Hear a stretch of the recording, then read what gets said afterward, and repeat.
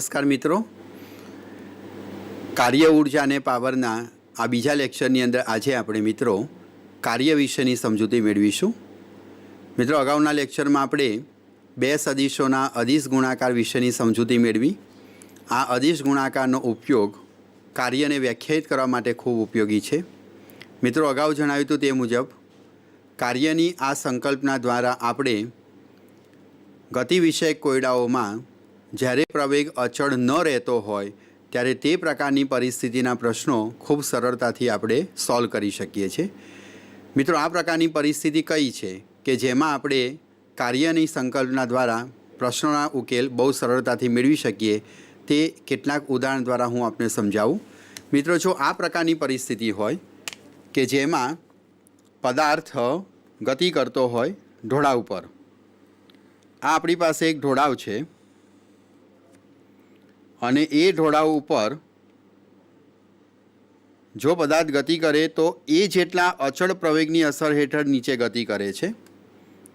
આ સંજોગોમાં અચળ પ્રવેગ ગતિના સમીકરણનો ઉપયોગ કરી તથા ફ્રી બોડી ડાયાગ્રામની મદદથી આપણે પ્રશ્નો સરળતાથી સોલ્વ કરી શકીએ છીએ। પણ મિત્રો, જો ઢોળાવ આ પ્રકારનો હોય, અનિયમિત પ્રકારનો ઢોળાવ હોય અને આવા ઢોળાવ પર પદાર્થ જ્યારે ગતિ કરતો હોય તો એ દરમિયાન તેના પ્રવેગમાં ફેરફાર થવાના કારણે કે પછી આ મુજબની પરિસ્થિતિ હોય, અત્યંત તીવ્ર ઢોળાવવાળી સપાટી હોય અને તેમાં કોઈ પદાર્થ અહીંયા ઢોળાવ પરથી સરકીને નીચે આવે અને પછી ઉપર તરફ જતો હોય તો આ પ્રકારની પરિસ્થિતિમાં આપણે કાર્યના કોન્સેપ્ટ દ્વારા ખૂબ સરળતાથી પ્રશ્નોના જવાબ મેળવી શકીએ છીએ। તો મિત્રો, કાર્ય આ પ્રકારના પ્રશ્નોને સોલ્વ કરવા માટે ખૂબ જ ઉપયોગી થઈ પડશે। મિત્રો, કાર્ય અહીં આપણે અલગ અલગ પદ્ધતિથી સમજીશું। કાર્ય મુખ્યત્વે બે રીતે શોધી શકાય: અચળ બળ વડે થતું કાર્ય અને ચલ બળ વડે થતું કાર્ય।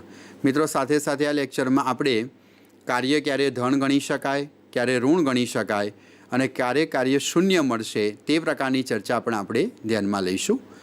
મિત્રો, સૌપ્રથમ આપણે અચળ બળ વડે થતું કાર્ય કેટલું છે, કાર્યને કઈ રીતે વ્યાખ્યાયિત કરી શકાય તે પ્રકારનો અભ્યાસ કરીશું।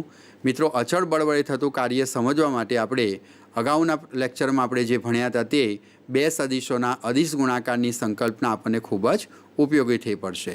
તો ચાલો મિત્રો, હવે આપણે ભણીશું અચળ બળ વડે થતું કાર્ય। મિત્રો, અચળ બળ વડે થતું કાર્ય વ્યાખ્યાયિત કરવા માટે આપણે એક પરિસ્થિતિનું નિર્માણ કરીએ। અચળ બળ વડે થતું કાર્ય। અચળ બળ વડે થતું કાર્ય, માની લો કે આ એક સપાટી છે સમક્ષિતિજ અને તેની પર એક m દળનો બ્લોક રહેલો છે। આ બ્લોક ઉપર આપણે F જેટલું બળ લગાડીએ તેના પરિણામે બ્લોક સ્થાનાંતરિત થાય છે, બળ લગાડ્યું છે તે દિશામાં, અને હવે બ્લોક અહીં સુધી પહોંચે છે। બ્લોકે કરેલું સ્થાનાંતર d જેટલું છે। તો આ સંજોગોમાં આપણે કાર્યને વ્યાખ્યાયિત કરીએ તો પદાર્થ પર થયેલ કાર્ય W બરાબર બળ ગુણ્યા સ્થાનાંતર આ મુજબ આપણે વ્યાખ્યાયિત કરી શકીએ। કાર્ય બરાબર બળ ગુણ્યા સ્થાનાંતર, પદાર્થ પર લાગેલું બળ F અને પદાર્થ કરેલ સ્થાનાંતર D। મિત્રો, આપ જાણો છો કે બળ સદિશ રાશિ છે, સ્થાનાંતર પણ સદિશ રાશિ છે, પણ એના દ્વારા મળતું કાર્ય તે અદિશ છે। કાર્યને દર્શાવવામાં દિશાની જરૂર નથી, માટે તેને બે સદિશોના અદિશ ગુણાકાર એટલે કે ડોટ ગુણાકાર દ્વારા વ્યાખ્યાયિત કરી શકાય। આમ કાર્ય W બરાબર F ડોટ D એ પ્રમાણે આપણે દર્શાવી શકીએ। આ સમજાવે છે કે જ્યારે કોઈ પણ પદાર્થ પર બળ લગાડીએ તો પદાર્થ બળની દિશામાં જ સ્થાનાંતર કરે છે। પણ મિત્રો, હંમેશા એવું નથી હોતું કે જે દિશામાં બળ લગાડીએ તે જ દિશામાં પદાર્થ સ્થાનાંતર કરે। એક નવી પરિસ્થિતિ સમજવાનો પ્રયત્ન કરીએ કે માની લો કે સમક્ષ સપાટી પર એક નાનું બાળક પોતાના રમકડાને દોરી વડે ખેંચી રહ્યું છે। તો m દળનું આ રમકડું બાળક ચાલતું ચાલતું તેને ખેંચી રહ્યું છે, મતલબ કે બાળક દ્વારા જે બળ લગાડવામાં આવી રહ્યું છે તે ઉર્ધ્વ દિશામાં આ કંઈક ખૂણે છે.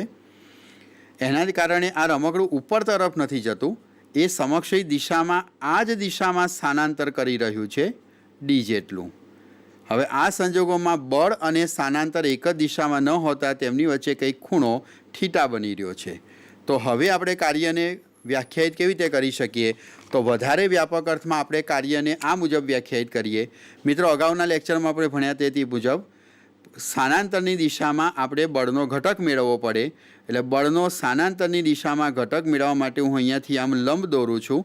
લંબ દોરવાથી આપણને આ જે ભાગ મળ્યો તે એફ કોસ થીટા વડે દર્શાવાય, જે બળનો સ્થાનાંતરની દિશામાંનો ઘટક છે. તો હવે મિત્રો આપણે કાર્ય વ્યાખ્યાયિત કરીએ. તો કાર્યની વધારે વ્યાપક વ્યાખ્યા આપણે આમ વ્યાખ્યાયિત કરી શકીએ. કાર્ય W ઇઝ ઇક્વલ ટુ બળનો સ્થાનાંતરની દિશામાંનો ઘટક, બળનો સ્થાનાંતરની દિશામાંનો ઘટક ગુણ્યા પદાર્થે કરેલ સ્થાનાંતર. કાર્ય આ સંજોગોમાં આપણે આ મુજબ વ્યાખ્યાયિત કરી શકીએ. આમ કાર્ય બરાબર બળનો સ્થાનાંતરની દિશામાંનો ઘટક એફ કોસ થીટા અને ગુણ્યા સ્થાનાંતર ડી. તો વ્યાપક અર્થમાં આપણે એને W is equal to F D cos theta વડે દર્શાવી શકીએ.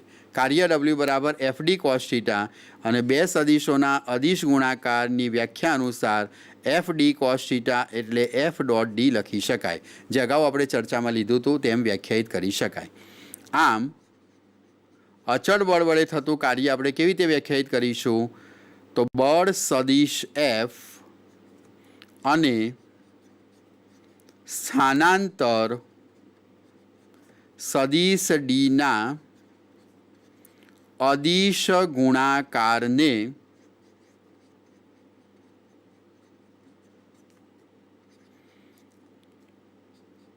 કાર્ય W કહે છે. કાર્ય બરાબર બળ અને સ્થાનાંતર સદિશ ડીનો અદિશ ગુણાકાર F ડોટ ડી અથવા તો FD કોસ થીટા. મિત્રો, અહીં એક અગત્યનો કોન્સેપ્ટ આપણે ધ્યાનમાં લઈશું, મોસ્ટ IMP કોન્સેપ્ટ. મિત્રો, અગાઉના લેક્ચરમાં મેં ભણાવ્યું હતું તે પ્રમાણે A dot B is equal to AB cos theta is equal to BA cos theta is equal to B dot A, એટલે કે ક્રમનો નિયમ સાચો છે. તો આ હકીકતનો ઉપયોગ કરીને આપણે એમ કહી શકીએ કે કાર્ય W બરાબર F cos theta into D અથવા તો F into D cos theta. મિત્રો, એનો અર્થ એ થયો કે કાર્ય બરાબર બળનો સ્થાનાંતરની દિશામાંનો ઘટક ગુણ્યા સ્થાનાંતર અથવા તો સ્થાનાંતરનો બળની દિશામાંનો ઘટક. આ શું બતાવે છે? સ્થાનાંતરનો બળની દિશામાંનો ઘટક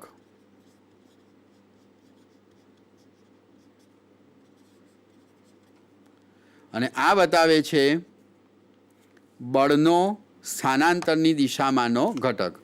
આને આપણે કહીશું બળનો સ્થાનાંતરની દિશામાંનો ઘટક.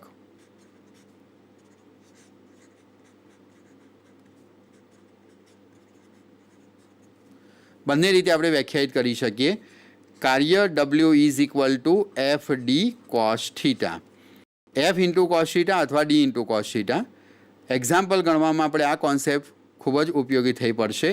વ્યાપક અર્થમાં કાર્ય એ બળ અને સ્થાનાંતરનો અદિશ ગુણાકાર છે. મિત્રો, આપણે એનો SI એકમ વ્યાખ્યાયિત કરીએ. અચળ બળ વડે થતું કાર્ય W બરાબર સદિશ F ડોટ ડી બળ અને સ્થાનાંતરનો ગુણાકાર હોવાથી તેનો SI એકમ આપણને મળશે ન્યૂટન ઇન્ટુ મીટર. બળનો એકમ ન્યૂટન, સ્થાનાંતરનો મીટર, જેને વૈજ્ઞાનિક જૂલના માનમાં શોર્ટમાં જૂલ કેપિટલ જે વડે પણ દર્શાવવામાં આવે છે। આમ એસઆઈ એકમ બળનો આપણે જૂલ વડે વ્યાખ્યાયિત કરીશું। મિત્રો તે જ રીતે સીજીએસ એકમ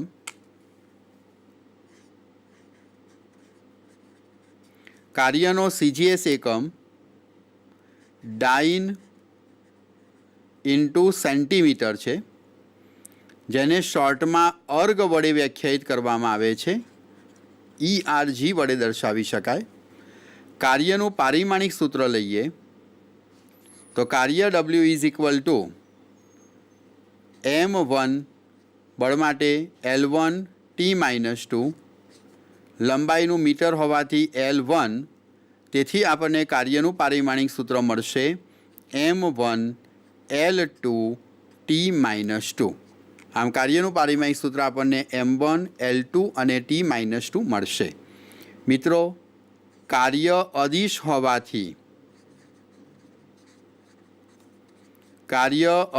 હોવાથી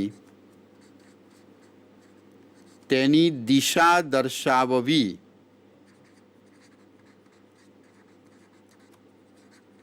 જરૂરી નથી। એટલે કાર્યની દિશા વિશે આપણે અહીંયા કોઈ ચર્ચા કરીશું નહીં। કાર્યના એકમ વિશેની આપણે ચર્ચા ખાસ ધ્યાનમાં લઈશું। મિત્રો કાર્યના સીજીએસ અને એમકેએસ એકમ વચ્ચેનો શું સંબંધ છે તો તમે લખી શકો છો કે 1 જૂલ બરાબર 10⁷ અર્ગ। કાર્યના એમકેએસ અને સીજીએસ એકમ વચ્ચેનો સંબંધ 1 જૂલ બરાબર 10⁷ અર્ગ જેટલો છે। મિત્રો હવે આપણે ભણવાનો અભ્યાસ ભણીશું કે કાર્ય કયા સંજોગોમાં ધન, ઋણ કે શૂન્ય હોઈ શકે। મિત્રો કાર્ય ધન હોય તેનો અર્થ શું થાય, કાર્ય ઋણ છે એનો અર્થ શું થાય કે કાર્ય શૂન્ય શું છે તે આપણે સમજીશું। આ પ્રકારની પરિસ્થિતિ લઈએ। કાર્ય W is equal two FD cos theta. મિત્રો અહીં ખૂણો થીટા લઘુકોણ, ગુરુકોણ કે લંબરૂપે કાટકોણ હોઈ શકે। એ સંજોગોમાં સમજીએ। જો બળ આ રીતે લાગે છે પદાર્થ પર, માની લો કે આ M દળનો બ્લોક છે સપાટી પર અને તેની પર લાગતું બળ સદિશ F આ દિશામાં અને તેનું સ્થાનાંતર D આ તરફ છે। અહીં થીટા <90 છે। જો થીટા <90 હોય તો <90 હોય ત્યારે ઓલ એસટી પ્રથમ ચરણ અનુસાર કોસ ધન છે તો આપણને કાર્ય ધન મળે।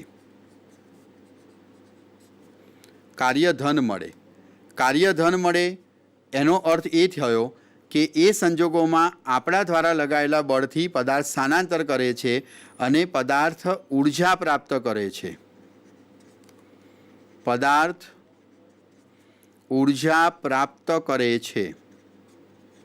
ધન કાર્ય વખતે પદાર્થને ઉર્જા પ્રાપ્ત થાય છે। જ્યારે ખૂણો થીટા <90 હોય ત્યારે આપણને કાર્ય ધન મળે છે, ખાસ યાદ રાખીશું। હવે ધારો કે આ M દળનો બ્લોક છે, તેની પર લાગતું બળ સદિશ F આ દિશામાં અને તેનું સ્થાનાંતર કઈક રીતે આ દિશામાં છે। અહીં બળ અને સ્થાનાંતર વચ્ચેનો ખૂણો ગુરુકોણ છે, થીટા <90। મિત્રો જાણો છો થીટા <90 બીજું ચરણ, બીજા ચરણમાં કોસ ઋણ છે તો અહીં તમને કાર્ય W ઋણ મળે। કાર્ય ઋણ મળે એનો અર્થ એ થયો કે પદાર્થ ઉર્જા ગુમાવે છે। કાર્ય આપણને ઋણ ક્યારે મળી શકે, જો બળ અને સ્થાનાંતર વચ્ચેનો ખૂણો 90 કરતાં મોટો હોય। મિત્રો એ પરથી બહુ સ્પષ્ટ છે કે જો બળ અને સ્થાનાંતર પરસ્પર લંબ હોય, આ M દળનો બ્લોક છે તેનું સ્થાનાંતર કંઈક આ દિશામાં છે અને એની પર લાગતું બળ F આ રીતે લંબ રૂપે છે, એટલે બળ અને સ્થાનાંતર વચ્ચેનો ખૂણો 90 ડિગ્રીનો મળે છે। એટલે કે થીટા બરાબર 90 ડિગ્રી હોય તો cos 90 બરાબર 0 થવાથી આપણને કાર્ય W બરાબર 0 મળે। તો મિત્રો ફરીથી એક વાત યાદ રાખીએ કે કાર્ય ધન, ઋણ કે શૂન્ય હોઈ શકે। જો ખૂણો થીટા <90 હોય એટલે કે બળ અને સ્થાનાંતર વચ્ચેનો ખૂણો લઘુકોણ હોય તો કાર્ય ધન મળે। આ સંજોગોમાં પદાર્થ ઉર્જા પ્રાપ્ત કરે છે તેમ કહીશું। જ્યારે બળ અને સ્થાનાંતર વચ્ચેનો ખૂણો 90 કરતાં મોટો એટલે કે ગુરુકોણ હોય ત્યારે આપણને કાર્ય ઋણ મળશે અને પદાર્થ ઉર્જા ગુમાવે છે તેમ ગણી શકાય. અને જો બળ અને સ્થાનાંતર પરસ્પર લંબ હોય તો કાર્ય શૂન્ય છે તેમ આપણે ગણી શકીએ. મિત્રો, આ કોન્સેપ્ટનો ઉપયોગ કરી અને તમે તમારી બુકનું સ્વાધ્યાયનો એક્ઝામ્પલ ગણી શકશો. ચાલો મિત્રો, એ પ્રકારના આપણે ઉદાહરણ સમજવાનો પ્રયત્ન કરીએ કે જેના દ્વારા આપણે સમજીશું કે કાર્ય ધન છે, ઋણ છે કે શૂન્ય છે. આપણી બુકની અંદર આપેલો સ્વાધ્યાયનો પહેલો એક્ઝામ્પલ પણ કાર્ય ધન, ઋણ કે શૂન્ય સમજવામાં તમને આ કોન્સેપ્ટનો ઉપયોગ કરી અને બહુ સરળતાથી એને સોલ્વ કરી શકશો. મિત્રો, એ જ પ્રકારના ઉદાહરણ હું તમને અહીંયા સમજાવું છું કે જેની મદદથી આપણે કાર્ય ધન, ઋણ કે શૂન્ય છે તે નક્કી કરી શકીશું. મિત્રો, જુઓ આ પ્રકારની પરિસ્થિતિ. રેલવે પ્લેટફોર્મ પર એક વ્યક્તિ પોતાના માથા ઉપર કંઈક લગેજ લઈ ચાલી રહ્યો છે. કુલી છે અને કુલીએ વજન ઉચક્યું છે અને તે ડી જેટલું સ્થાનાંતર કરી રહ્યો છે. મિત્રો, આ કુલી જ્યારે વજન ઉચકે છે ત્યારે વજનનો અર્થ થાય એની પર લાગતું ગુરુત્વાકર્ષણ બળ. તો ગુરુત્વાકર્ષણ બળના કારણે આ એમ દળનું ધારો કે કોઈ વજન છે તો એનું વજન બળ mg આપણને અધો દિશામાં પ્રાપ્ત થાય.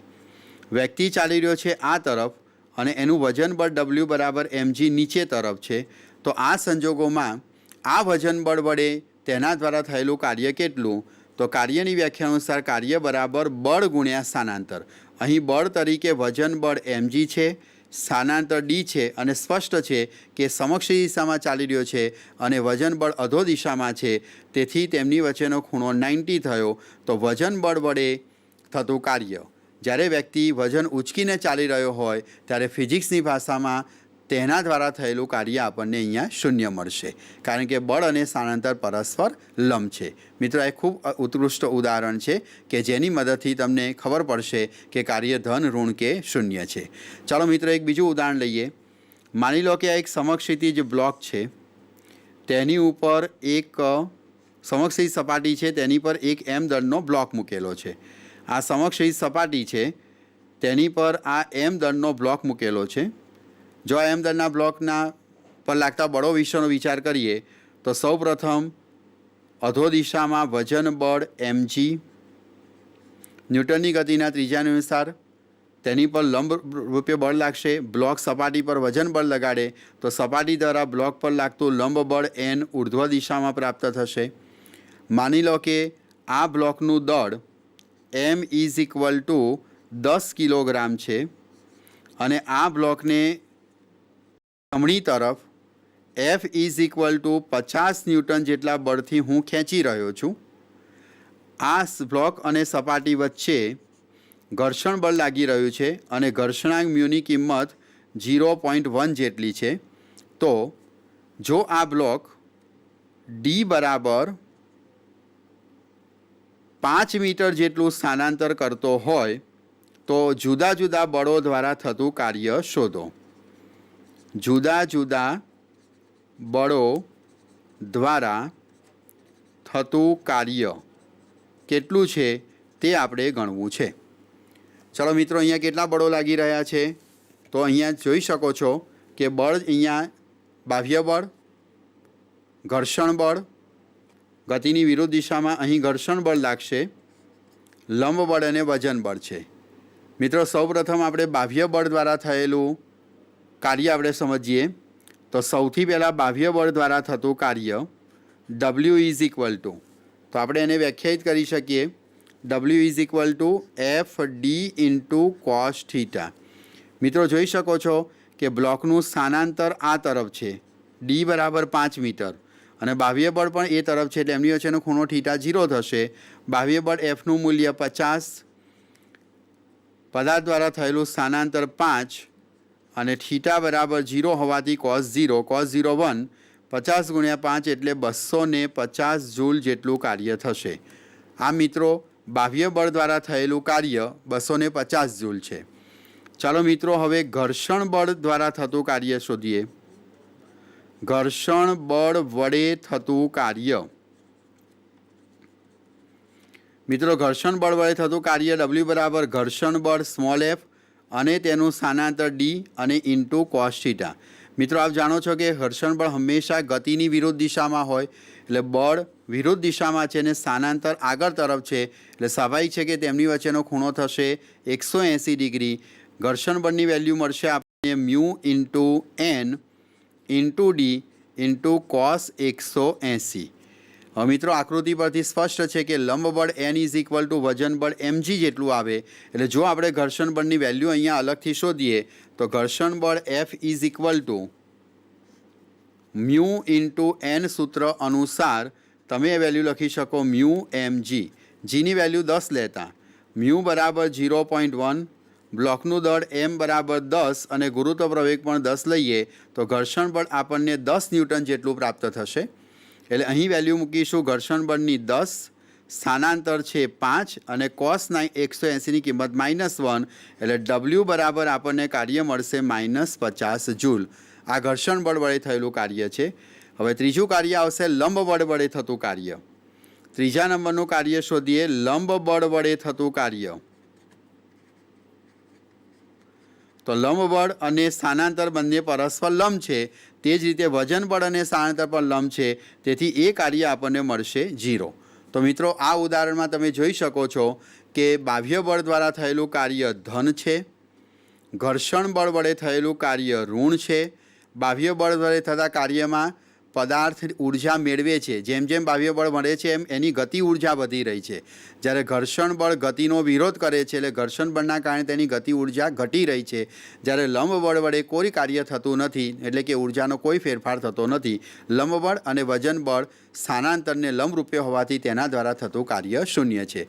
મિત્રો આ એક જ ઉદાહરણ દ્વારા તમે કાર્ય ધન, કાર્ય ઋણ અથવા તો શૂન્ય સમજી શકો છો।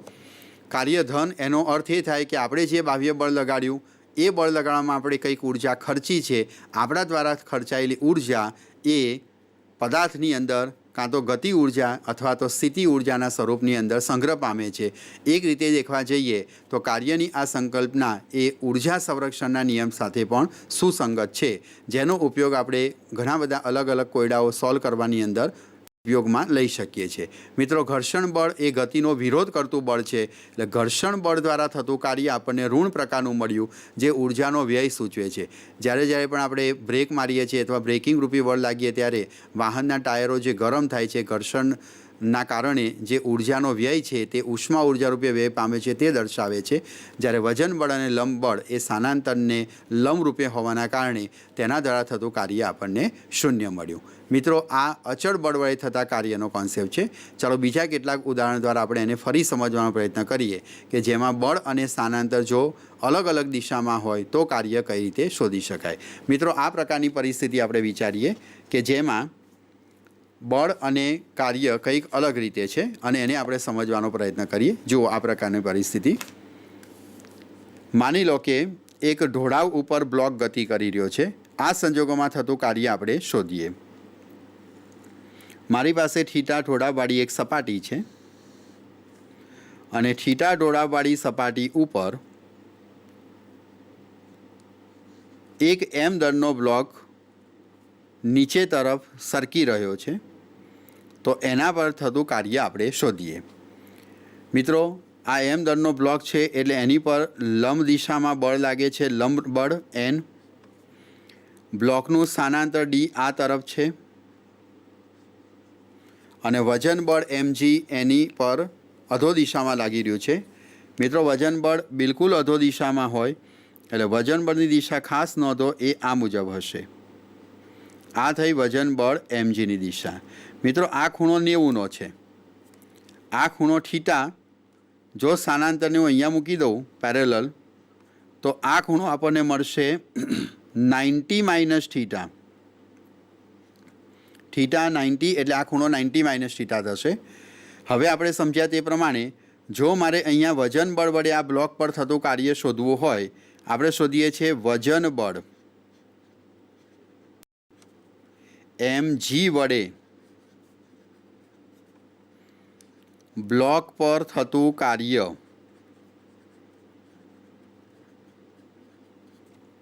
W કેટલું, તો મિત્રો અહીંયા સ્થાનાંતર અને વજન બળ બંને એક જ દિશામાં નથી, એની વચ્ચે કંઈક ખૂણો બની રહ્યો છે. એ ખૂણો છે અત્યારે 90 - θ. તો નિયમ પ્રમાણે બળ કેટલું છે, વજન બળ mg, સ્થાનાંતર કેટલું છે, માની લો કે d છે, તથા cos θ તેમની વચ્ચેનો ખૂણો, તો એ ખૂણો આપણને મળે છે 90 - θ. અને મિત્રો આપ બહુ સારી રીતે જાણો છો કે cos 90 - θ is equal to sin θ. તેથી વજન બળ વડે થતું કાર્ય આપણને મળે છે mgd ઇન્ટુ sin θ. મિત્રો અહીં વજન બળ દ્વારા થતું કાર્ય W બરાબર mgd sin θ છે અને એ જ કાર્યના કારણે આ બ્લોક ઢોળાવ પર સરકતો નીચે તરફ d જેટલું સ્થાનાંતર અનુભવી રહ્યો છે. મિત્રો અહીં લંબ બળ સપાટીને લંબરૂપે છે, એટલે ફરીથી લંબ બળ વડે થતું કાર્ય આપણને અહીં 0 મળશે. તો આ સ્થાનાંતરના સંદર્ભમાં આપણે એનું કાર્ય સમજી શકીએ. ધારો કે આ ઢોળાવની લંબાઈ આપણને L જેટલી આપેલી હોય, સમગ્ર ઢોળાવ L જેટલી લંબાઈ ધરાવતો હોય અને ઢોળાવના ટોચ ઉપરથી જો બ્લોક સરકતો છેક નીચે સુધી જાય, તો આ સંજોગોમાં તેને કહેલું સ્થાનાંતર d બરાબર L થશે. તો આપણે કાર્ય mgl sin θ વડે પણ દર્શાવી શકીએ. મિત્રો આ પ્રકારે પણ આપણે કાર્ય દર્શાવી શકીએ. ચાલો હવે એક નવી પરિસ્થિતિ તમને બતાવું છું કે આ સંજોગોમાં આપણે કાર્ય કઈ રીતે શોધીશું. માની લો કે આ એક તીવ્ર વળાંકવાળી સપાટી છે. તમે ચકડોળ મેળાની અંદર ગયા હોય ત્યારે તમે મોતના કૂવાને જોયો હોય, એની અંદર વાહનની ગતિ હોય, તે પ્રકારનો અભ્યાસ આપણે કરીએ. અહીં એક m દળનો બ્લોક નીચે રહેલો છે. અહીં આપણને એક m દળનો બ્લોક આપેલો છે અને આ m દળનો બ્લોક ગતિ કરી અને ઉપર તરફ અહીં સુધી સરક્યો. માની લો કે આ બ્લોક સરકતો અહીં ઉપર તરફ જાય છે, અહીં સુધી. તો આ સંજોગોમાં બ્લોક પર થયેલું કાર્ય કેટલું છે તે આપણે સમજવાનો પ્રયત્ન કરીએ. આ જે વર્તુળાકાર સપાટી આપી છે તેની ત્રિજ્યા r જેટલી છે. આ r ત્રિજ્યાની વર્તુળાકાર સપાટી છે. બ્લોક અહીંયાથી અહીં સુધી સરકે ત્યારે સ્વાભાવિક છે કે આ ત્રિજ્યા r, આ સંપૂર્ણ વર્તુળ છે એવું માનીશું, તો આ ત્રિજ્યા r અચળ રહેવાની છે. જ્યારે બ્લોક અહીંયાથી સરકીને અહીં સુધી આવે ત્યારે માની લો કે અહીંયા બનતો ખૂણો θ જેટલો છે. હવે આ બ્લોક ઉપર તરફ આવે છે ત્યારે મેં એને સમક્ષ દિશામાં F જેટલું બળ લગાડ્યું છે અને આ F બળની અસર હેઠળ અહીંયા ઉપર આવ્યો. તો ધારો અહીંયા પણ એની પર બળ F લાગી રહ્યું છે અને આ બળની અસર હેઠળ બ્લોક ઉપર તરફ જઈ રહ્યો છે તેવું આપણે અહીંયા ગણવાનું છે. તો હવે આ સંજોગોમાં આપણે કાર્ય શોધવું હોય તો સૌપ્રથમ કાર્ય એટલે બળ અને સ્થાનાંતરનો ગુણાકાર. મિત્રો સ્થાનાંતર તમે આ ગણી શકો. બ્લોકે સ્થાનાંતર કર્યું છે આ બિંદુથી આ બિંદુ સુધી અને એ સ્થાનાંતર આપણે અહીં d વડે દર્શાવીએ. પણ વ્યાખ્યા અનુસાર કાર્ય બરાબર બળ ગુણ્યા કાર્ય W બરાબર આપણે સૂત્ર લખી શકીએ fd cos θ. મેં તમને અગત્યનો કોન્સેપ્ટ સમજાવ્યો તે પ્રમાણે હું આમ કહી શકું કે f ઇન્ટુ d cos θ, મતલબ કે કાર્ય બરાબર બળ ગુણ્યા સ્થાનાંતરની દિશામાં બળની દિશામાં સ્થાનાંતરનો ઘટક. આ d sin θ એ સ્થાનાંતરનો બળની દિશામાંનો ઘટક દર્શાવે છે. એટલે બળ આપણું સમક્ષિતિ જ લાગી રહ્યું છે, એટલે મારે સ્થાનાંતરનો બળની દિશામાંનો ઘટક એટલે કે આ ઘટક શોધવો પડશે. આ ઘટક જે છે એ સ્થાનાંતરનો બળની દિશામાંનો ઘટક થયો. મિત્રો આ ઘટક કેટલો આપણને પ્રાપ્ત થશે? તો અહીં તમે જોઈ શકો છો કે આ ખૂણો θ છે, ખૂણાની પાસેની બાજુ દ્વારા આ જે ઘટક આપણને પ્રાપ્ત થશે એ ઘટક છે dr cos θ અને આ ખૂણાની સામેની બાજુ દ્વારા આ જે ઘટક પ્રાપ્ત થશે તે થશે r sin θ, જે આપણને સ્થાનાંતરનો બળની દિશામાંનો ઘટક બતાવે છે. માટે આપણને અહીં કાર્ય W ઇઝ ઇક્વલ ટુ મળશે બળ F ઇન્ટુ સ્થાનાંતર થયું બળની દિશામાં, અહીંથી આ સ્થાનાંતરનો ઘટક પ્રાપ્ત થયો અને એ ઘટક આપણને મળે છે અહીં r sin θ જેટલો. તો આ પ્રકારની પરિસ્થિતિ હોય ત્યારે બળ સમક્ષિતિ તરફ લાગતું હોય તો કાર્યની વ્યાખ્યા અનુસાર બળ ગુણ્યા સ્થાનાંતરનો બળની દિશામાંનો ઘટક શોધો. એ ઘટક આમ છે એ ઘટકની વેલ્યુ ડીની આ ઘટકની વેલ્યુ આપણને આર સાઇન થીટા જેટલી મળે, તેથી અહીં કાર્ય ડબલ્યુ બરાબર એફઆર સાઇન થીટા જેટલું પ્રાપ્ત થશે. ચાલો મિત્રો એક બીજો સરસ આપણે પ્રશ્ન ભણીએ કે જે કોમ્પિટિટિવ લેવલની પરીક્ષાની અંદર ખાસ પૂછાતા હોય છે, જેની અંદર તમે ન્યૂટનના નિયમોનો ઉપયોગની સાથે સાથે કાર્યનો કોન્સેપ્ટ વાપરીને પણ આ પ્રકારના પ્રશ્નો ખૂબ સરળતાથી સોલ્વ કરી શકો છો. માની લો કે એક ગરગડી ઉપર એક પદાર્થ સરકી રહ્યો છે, જે અહીં આકૃતિમાં દર્શાવું છું. એક દ્રઢ આધાર પર એક ઘર્ષણ રહિત ગરગડી રાખવામાં આવેલી છે.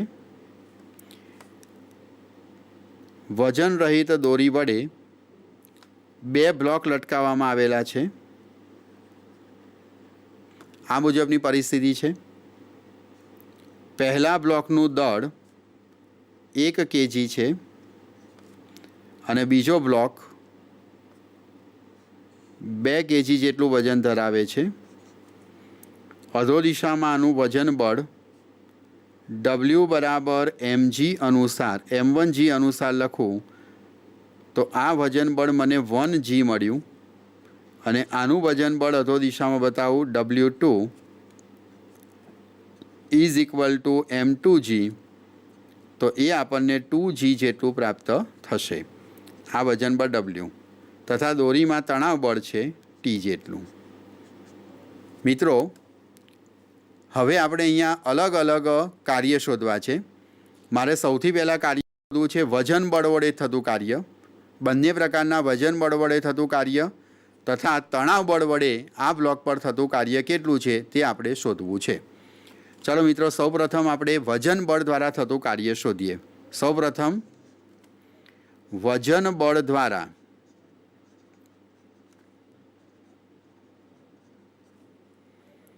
બ્લોક 1 પર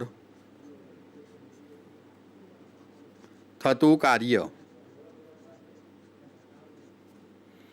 તો વજન બળ દ્વારા બ્લોક 1 પર થતું કાર્ય શોધીએ. મિત્રો અહીંયા વજન બળ કઈ તરફ છે? નીચે તરફ. સ્વાભાવિક છે કે આ 1 kg છે, આ 2 kg છે, એટલે આ બ્લોકનું સ્થાનાંતર અધો દિશામાં, જ્યારે આ બ્લોકનું સ્થાનાંતર ઉર્ધ્વ દિશામાં થશે. એટલે બ્લોક 1 માટે આપણે વિચાર કરવા જઈએ તો વજન બળ અધો દિશામાં છે અને એનું સ્થાનાંતર ઉપર તરફ છે, એટલે બંને વચ્ચેનો ખૂણો થીટા 180 ડિગ્રી થશે.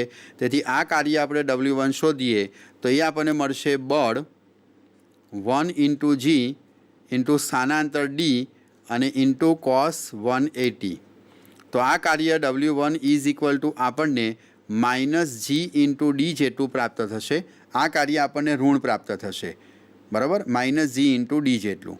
માની લો કે આ સ્થાનાંતરની કોઈક વેલ્યુ આપણે લઈએ કે આ સ્થાનાંતર D જેટલું છે એ 3 મીટર છે. આપણે એવું ધારીએ તો આ બ્લોક જેટલો નીચે જશે એટલો જ આ બ્લોક ઉપર ગયો હોય, એટલે બંનેનું સ્થાનાંતર 3 મીટર જેટલું સરખું રહે. તો હવે આપણને કાર્ય મળશે -gની વેલ્યુ 10, D બરાબર 3, તો -30 જૂલ જેટલું કાર્ય થયું. અહીં કાર્ય આપણને ઋણ મળે છે કારણ કે બ્લોકનું સ્થાનાંતર ઉર્ધ્વ દિશામાં, જ્યારે વજન બળ નીચે તરફ છે, વિરુદ્ધ દિશામાં સ્થાનાંતર છે. હવે જો આપણે બીજા બ્લોક પર વજન બળ દ્વારા થતું કાર્ય શોધીએ તો બ્લોક 2 પર થતું કાર્ય, તો ફરીથી W2 ઇઝ ઇક્વલ ટુ એની પરનું બળ છે 2g, તેનું સ્થાનાંતર D અને ઇન્ટુ કોસ. તો જુઓ અહીં વજન બળ પણ અધો દિશામાં છે અને બ્લોક પણ નીચે તરફ ગતિ કરે છે, તેથી બંનેનું વચ્ચેનો ખૂણો થીટા 0 થશે. 2 × g બરાબર 10, સ્થાનાંતર 3 છે. તો હવે આપણને અહીંયા બળ મળે છે, કાર્ય મળશે 60 જૂલ. અને સમજી શકો છો કે આ કાર્ય આપણને ધન મળ્યું. અહીં કાર્ય ધન મળે છે. ચાલો મિત્રો હવે ખૂબ અગત્યનું કે તણાવ બળ વડે થતા કાર્યો કેટલા. અહીં બંને પર તણાવ બળ પણ લાગી રહ્યા છે. તો જેવી રીતે વજન બળ વડે થતા કાર્યો આપણે અહીં શોધ્યા, તેવી રીતે તણાવ બળ વડે થતા કાર્યો આપણે શોધવા છે. તો તણાવ બળ કેવી રીતે શોધવું? તો એના માટે આપણે સૌપ્રથમ ફ્રી બોડી ડાયાગ્રામનો ઉપયોગ કરીશું અને FBDની મદદથી સૌપ્રથમ આપણે અહીં કેટલું તણાવ બળ છે તે આપણે સૌપ્રથમ શોધી કાઢીએ. તો ચલો મિત્રો આ આકૃતિમાં આપણે FBDનો ઉપયોગ કરીએ. તો ફ્રી બોડી ડાયાગ્રામ અનુસાર સૌપ્રથમ આપણે તણાવ બળ શોધીએ તો બ્લોક 1 માટે FBD વાપરીએ. બ્લોક 1 માટે FBD અનુસાર તો બ્લોક F પર લાગતું પરિણામી બળ M1A ઇઝ ઇક્વલ ટુ મિત્રો સ્થાનાંતરની દિશાના બળને આપણે ધન ગણીશું, સ્થાનાંતરની વિરુદ્ધના બળોને ઋણ ગણીએ તો એફબીડી પ્રમાણે જે તમે પ્રકરણ નંબર 5માં ભણ્યા તે પ્રમાણે અહીં સ્થાનાંતર ઉર્ધ્વ દિશામાં છે એટલે સ્થાનાંતરની દિશામાંનું બળ તણાવ બળ પણ ઉર્ધ્વ દિશામાં છે, ધન ગણાય, અને સ્થાનાંતરની વિરુદ્ધમાં વજન બળ છે તેને આપણે ઋણ ગણીશું, જેને M1G વડે દર્શાવી શકીએ. આ આપણને એક સમીકરણ મળ્યું. તેવી રીતે બ્લોક 2 માટેનું આપણે એફબીડી વાપરીએ તો બ્લોક 2 માટેનો એફબીડી દોરીએ તો એનું પરિણામી બળ M2A ઇઝ ઇક્વલ ટુ, હવે અહીં સ્થાનાંતર નીચે તરફ છે તેથી વજન બળ M2G એ આપણું ધન થશે, જ્યારે તણાવ બળ ઉપર તરફ છે તેથી તણાવ બળ અહીં ઋણ થશે. આ થયું સમીકરણ નંબર 2. સમીકરણ 1 અને 2નો સરવાળો કરીએ તો અહીં તમને સૂત્ર મળશે M1 વત્તા M2 into A is equal two, plus અને માઇનસ ટી કેન્સલ થશે, અહીં તમને જવાબ મળશે M2 minus M1 into G. તો હવે આના પરથી તમે પ્રવેગ શોધી શકો છો. પ્રવેગ બરાબર M2 minus M1 upon M1 plus M2 into G. તો પ્રવેગની કિંમત મળશે આપણને 2 ઓછા 1, 2 વત્તા 1 ઇન્ટુ G, એટલે અહીં પ્રવેગ મળ્યો એ બરાબર G/3. બરાબર. હવે તણાવ બળની વેલ્યુ કેટલી? તો કોઈ એક સમીકરણમાં આ પ્રવેગની કિંમત મૂકો એટલે આપણને તણાવ બળ પ્રાપ્ત થાય. માની લો કે હું આ સમીકરણ 1નો ઉપયોગ કરું છું તો સમીકરણ 1 પરથી ઇમ્પ્લાઇઝ ધેટ દળનું મૂલ્ય છે 1 એકમ, પ્રવેગ A, તણાવ બળ મારે શોધવો છે ફરીથી 1 ઇન્ટુ G/3, આમ આપણે લખી શકીએ.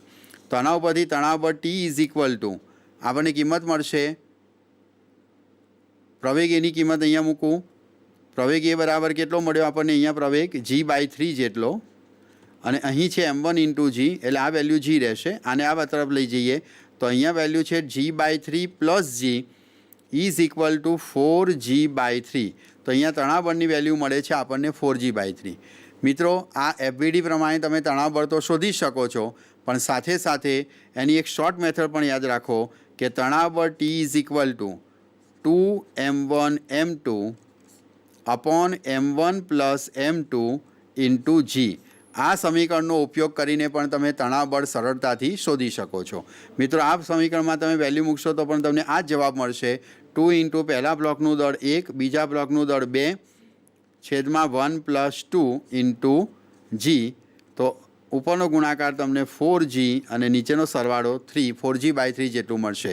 તો મિત્રો તણાવ બળ આપણને અહીંયા મળી ગયું છે 4G/3 જેટલું. ચાલો મિત્રો હવે આ તણાવ બળનો ઉપયોગ કરીને અહીંયા કાર્ય શોધીએ. તો તણાવ બળ દ્વારા થતું કાર્ય કેટલું છે એ સમજવાનો પ્રયત્ન કરીએ. તો સૌપ્રથમ પહેલા બ્લોક ઉપર થતું કાર્ય તણાવ બળવાળા શોધીએ. મિત્રો પહેલા બ્લોકમાં તણાવ બળ વડે થતું કાર્ય તો તણાવ બળ ઉપર છે અને સ્થાનાંતર પણ ઉપર છે એટલે TD ઇન્ટુ cos 0 થયું. તણાવ બળ કેટલું મળ્યું? તો તણાવ બળ આપણને મળ્યું છે 4G/3 અને ગુણ્યા D બરાબર સ્થાનાંતર કેટલું છે તો 3. આ 3 અને આ 3 કેન્સલ થશે એટલે એ કાર્ય મળશે 4 ગુણ્યા 10 બરાબર 40 જૂલ. આ W1 કાર્ય આપણને ધન મળ્યું. ચાલો હવે બીજા બ્લોક ઉપર થતું કાર્ય શોધીએ. તો બીજા બ્લોક પર થતું કાર્ય W2 ઇઝ ઇક્વલ ટુ, ફરીથી એનું તણાવ બળ નીચે તરફ છે, તણાવ બળ નીચે છે, સ્થાનાંતર નીચે તરફ છે અને તણાવ બળ ક્યાં છે તો ઉપર તરફ છે, એટલે તણાવ બળ T સ્થાનાંતર D અને બંને પરસ્પર વિરુદ્ધ હોવાથી ખૂણો 180 થશે. તણાવ બળની વેલ્યુ છે 4G/3, Dની વેલ્યુ છે 3 અને cos 180 -1 એટલે આ કાર્ય આપણને -40 જૂલ મળ્યું. એટલે તણાવ બળ વડે સમગ્ર તંત્ર પર થતું કુલ કાર્ય શોધો. તો એ કુલ કાર્ય બરાબર બંને કાર્યનો સરવાળો W1 પ્લસ W2, તો એ કાર્ય આપણને 0 મળે. આમ આપણે અહીં કહી શકીએ કે તણાવ બળ વડે સમગ્ર તંત્ર પર થતું કુલ કાર્ય 0 છે. તો મિત્રો અચળ બળના આ કેટલાક વિશિષ્ટ પ્રકારના ઉદાહરણો થયા કે જેનો ઉપયોગ કરી અને તમે ઘણા બધા ગતિ વિષયક કોયડાઓ ખૂબ સરળતાથી સોલ્વ કરી શકો છો. મિત્રો હવે આપણે ચલ બળ વડે થતું કાર્ય સમજવાનો પ્રયત્ન કરીએ. મિત્રો જેવી રીતે અચળ બળ વડે થતા કાર્યનો ઉપયોગ કરી ઘણા બધા ગતિ વિષયક પ્રશ્નો આપણે સરળતાથી સોલ્વ કરી શકીએ છીએ. તે જ મુજબ આપણે ચલ બળનો ઉપયોગ ઘણા કિસ્સામાં એવું હોય છે કે પદાર્થ જ્યારે ગતિ કરતો હોય તો ગતિમાર્ગમાં જુદા જુદા બિંદુ આગળ તેની પર લાગતું બળ અલગ અલગ પ્રકારનું હોઈ શકે. તો આવા ચલ બળ વડે થતું કાર્ય કઈ રીતે શોધવું તે પ્રકારની સંકલ્પના હવે ભણવાનો આપણે પ્રયત્ન કરીશું. તો હવેનો આપણો ટૉપિક છે ચલ બળ વડે થતું કાર્ય. મિત્રો, માની લો કે એક પદાર્થ ચલ બળ વડે સ્થાનાંતર કરી રહ્યો છે અને એનો હું બળ વિરુદ્ધ સ્થાનાંતરનો આલેખ દોરું છું. પદાર્થે કરેલું સ્થાનાંતર એક્સ મીટરમાં એક્સ દિશામાં લીધું અને તેની પર લાગતું બળ ન્યૂટનમાં આપણે વાય દિશામાં લીધેલું છે અને એ પદાર્થ આ દિશામાં આ રીતે સ્થાનાંતર કરે છે અને કોઈ એક ચોક્કસ બિંદુ આગળ પહોંચ્યો. આ સમગ્ર ગતિ દરમિયાન થયેલું કાર્ય મારે શોધવું છે. તો આ કાર્ય શોધવા માટે આપણે એક ગાણિતિક સંકલ્પના વાપરીએ. સમગ્ર ગતિમાર્ગને અહીંથી અહીં સુધીના સમગ્ર ગતિમાર્ગને આપણે ખૂબ જ નાના નાના સૂક્ષ્મ સ્થાનાંતરમાં વિભાજિત કરીએ. મિત્રો, અહીંથી અહીં સુધી પદાર્થ જ્યારે સ્થાનાંતર કરે, માની લો કે આ બિંદુ એ છે, ત્યાંથી એ બિંદુ બી સુધી પહોંચ્યો હોય તો આ સ્થાનાંતર તેનું સમગ્ર સ્થાનાંતર ખૂબ જ સૂક્ષ્મ ભાગોમાં આપણે વિભાજિત કરી શકીએ. એવા એક સૂક્ષ્મ ભાગને દર્શાવતો ભાગ હું અહીં આકૃતિમાં દર્શાવું છું. માની લો કે અહીંયા પદાર્થે કરેલું સૂક્ષ્મ સ્થાનાંતર dx જેટલું છે અને આ સ્થાનાંતર દરમિયાન અહીંથી અહીં સુધી લાગતું બળને અક્ષને સમાંતર આ બળ તમને F1 જેટલું મળે.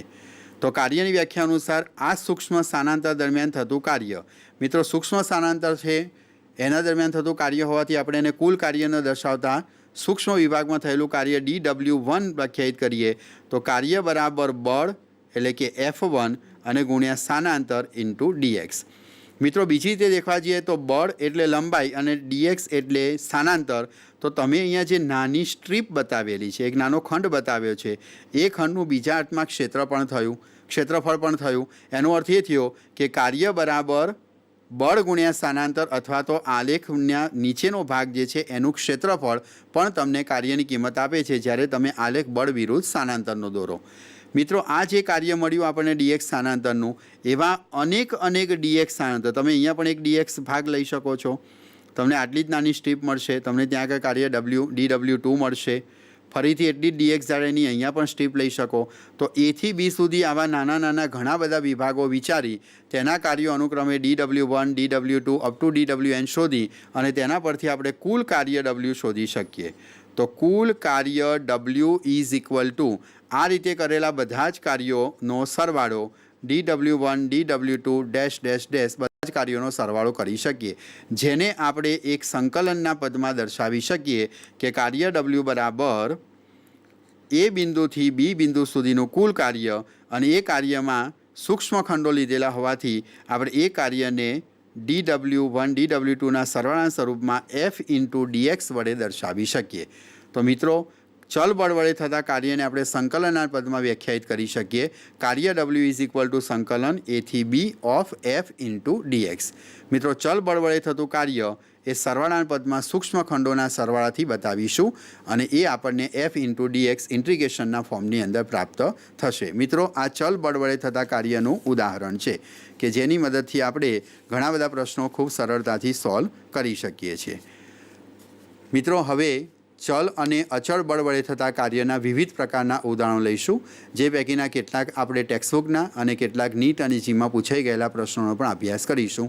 મિત્રો, નીટ જીની અંદર જે કોન્સેપ્ટના પ્રશ્નો પૂછાય છે તેનો અભ્યાસ મેં તમને 1-2 ઉદાહરણ દ્વારા આગળ સમજાવ્યો છે. હવે આપણે પાઠ્યપુસ્તકની અંદર આપેલા કેટલાક ઉદાહરણ અને સ્વાધ્યાયના દાખલાઓની ચર્ચા કરીશું. મિત્રો, પાઠ્યપુસ્તક આપની સાથે રાખજો. હું જે કહું છું તે પ્રકારનું પેજ નંબર ખોલી અને એમાં રકમ વાંચો અને એને આપણે અહીંયા સોલ્વ કરવાનો પ્રયત્ન કરીશું. મિત્રો, સૌપ્રથમ આપણે ઉદાહરણ નંબર 1 ગણીશું કે જેમાં કાર્યનો કયા કોન્સેપ્ટનો ઉપયોગ છે એ પણ આપે વિચારવાનું છે અને એ પ્રશ્ન મારી સાથે તમારે સોલ્વ પણ કરવાનો છે. ચાલો મિત્રો જોઈએ ઉદાહરણ નંબર 1 જે આપણા પાઠ્યપુસ્તકમાં આપણને આપવામાં આવેલું છે. પેજ નંબર, મિત્રો ખાસ જુઓ, ઉદાહરણ નંબર 1 આપણને પેજ નંબર 115 ઉપર જોવા મળે છે. તે આપણે ગણવાનો પ્રયત્ન કરીએ. મિત્રો, ઉદાહરણ નંબર 6.1માં આપણને શું આપેલું છે તો બળ સદિશ એફની વેલ્યુ આપેલી છે. બળ સદિશ એફ ઇઝ ઇક્વલ ટુ આપણને આ મુજબ આપેલું છે 3i caret plus 4j caret minus 5k caret અને સ્થાનાંતર સદિશ ડી આપણને આપવામાં આવેલું છે. તેની પાછળ એકમ નથી દર્શાવ્યો, માત્ર એકમ લખ્યું છે. જે બતાવ્યું છે તે પ્રમાણે લખવાનું. સ્થાનાંતર સદિશ ડી બરાબર 5i caret plus 4j caret plus 3k caret એકમ આપવામાં આવેલું છે અને બંને વચ્ચેનો આપણને ખૂણો થીટા શોધવા માટેનું પૂછ્યું છે તથા એફના ડી પરનો પ્રક્ષેપ પણ શોધવાનો છે. બળ સદિશ એફનો સદિશ ડી પરનો પ્રક્ષેપ કેટલો છે તે પણ આપણે શોધવાનો છે. ચાલો મિત્રો, આ પ્રશ્ન કોનો થયો? તો અગાઉના લેક્ચરમાં આપણે ભણ્યા હતા બે સદિશોનો અદિશ ગુણાકાર. એ બે સદિશોના અદિશ ગુણાકારનો ઉપયોગ કરીને આપણે આ પ્રશ્ન સોલ્વ કરીશું. ચાલો મિત્રો, સૌપ્રથમ આપણે બે સદિશો વચ્ચેનો ખૂણો શોધવો છે. તો ખૂણો શોધવા માટે કયા સૂત્રનો ઉપયોગ કરીશું? તો cos theta is equal to સદિશ એફ ડોટ સદિશ D upon F into D. આ સૂત્ર મેં કોના ઉપરથી લખ્યું? તો બે સદિશોના અદિશ ગુણાકારની વ્યાખ્યા અનુસાર સદિશ એ ડોટ સદિશ બી બરાબર આપણે ભણ્યા છીએ કે એ ડોટ બી બરાબર એ બી કોસ થીટા. તો તે મુજબ સદિશ એફ ડોટ સદિશ ડી બરાબર આપણે લખી શકીએ એફ ડી કોસ થીટા. તો ધેરફોર કોસ થીટા બરાબર શું લખી શકાય? F dot D upon F D. મિત્રો, હવે તમે બે સદિશોના અદિશ ગુણાકારના એક્ઝામ્પલથી સારી રીતે વાકેફ છો. એફ ડોટ ડીનો ડોટ ગુણાકાર કરીએ એટલે એક્સ ઘટકનો એક્સ ઘટક સાથે ગુણાકાર, વાયનો વાય સાથે અને ઝેડનો ઝેડ ઘટક સાથે ગુણાકાર લખીએ તો સદિશ એફનો એક્સ ઘટક અહીંયા આપણને આપવામાં આવેલો છે 3, સ્થાનાંતરનો એક્સ ઘટક છે 5 વત્તા વાય ઘટક આપ્યો છે આપણને 4, ફરીથી વાય ઘટક પણ 4 છે વત્તા અહીંયા ઘટક આપ્યો છે -5 અને 3. તો એક્સ વાય અને ઝેડ ઘટકોનો ડોટ ગુણાકાર કર્યો.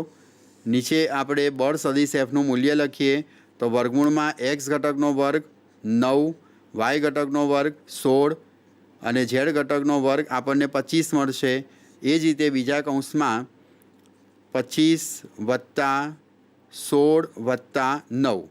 ચલો, cos theta is equal to સાદરૂપ આપતા ઉપર વેલ્યુ મળશે 15 વત્તા 16 માઇનસ 15. મિત્રો, નીચેનો સરવાળો અહીં તમે દેખી શકો છો 16 વત્તા 9 25 વત્તા 25 વર્ગમૂળમાં 50 અને અહીં પણ વેલ્યુ મળે છે ઇન્ટુ વર્ગમૂળમાં 50, 50 ગુણ્યા 50 અને ઉપર મિત્રો પ્લસ 15 અને -15 કેન્સલ કરીશું તો આ વેલ્યુ આપણને મળે છે 16 અને વર્ગમૂળમાં 50 ગુણ્યા 50 એટલે 50નો વર્ગ એનું વર્ગમૂળ કાઢવાથી 16 ભાગ્યા 50 એટલે આપણને એ વેલ્યુ આપણને પ્રાપ્ત થાય છે 0.32 એકમ. બરાબર. Cos theta is equal two 0.32 માટે થીટા ઇઝ ઇક્વલ ટુ ખૂણો લખી શકીએ કોસ ઇનવર્સ 0.32. મિત્રો, હવે સદિશ એફનો ડી પરનો પ્રક્ષેપ કેટલો? તો એ આપ જાણો છો તે પ્રમાણે ડોટ ગુણાકારમાં આપણે એને દર્શાવીએ તો શું લખી શકીએ? તો સદિશ F dot D is equal to સદિશ F dot D is equal to F D cos theta પરથી આપણે સદિશ એફનો ડી પરનો ઘટક શોધવો છે. તો સદિશ એફનો ડી પરનો ઘટક એફ કોસ થીટા બરાબર F dot D upon D. આ સમીકરણમાં વેલ્યુ મેળવી અને તમે બળ સદિશ એફનો ડી પરનો પ્રક્ષેપ પણ મેળવી શકો છો. મિત્રો, હવે પેજ નંબર 116 પર આપેલ ઉદાહરણ નંબર 6.2 જે ઉર્જા સાથેનું છે એટલે આપણે પછીના લેક્ચરમાં લઈશું. અત્યારે આપણે 117 નંબરના પેજ પર આપેલ ઉદાહરણ નંબર 3નો અભ્યાસ કરીએ. એક સાયકલ સવાર 10 મીટર જેટલું અંતર ઘસડાઈને સ્થિર થાય છે.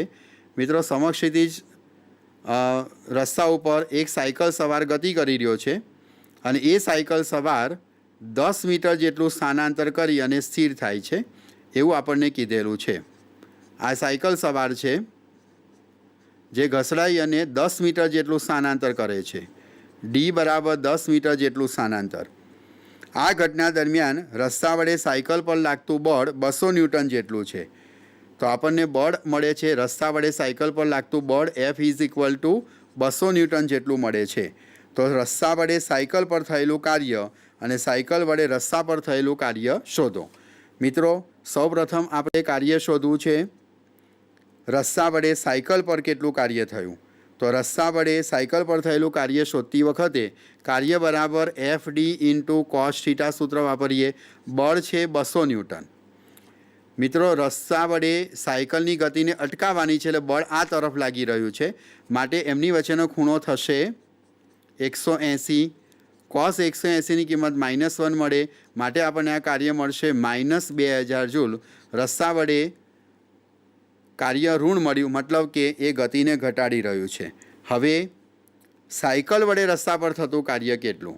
તો સાયકલ વડે રસ્તા પર થતું કાર્ય શોધવા માટે મિત્રો અગત્યની વસ્તુ એ છે કે બળ લાગવાથી સ્થાનાંતર થવું જરૂરી છે.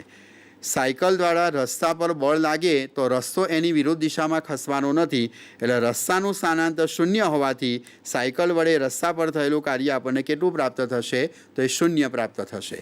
મિત્રો, આ એક ખૂબ અગત્યનો કોન્સેપ્ટ છે કે જેમાં આપણે એ સમજવાનું છે કે પદાર્થ પર બળ લાગે તેથી કાર્ય થયું તેમ ન ગણી શકાય. બળ લાગવાથી પદાર્થનું સ્થાનાંતર થવું પણ જરૂરી છે.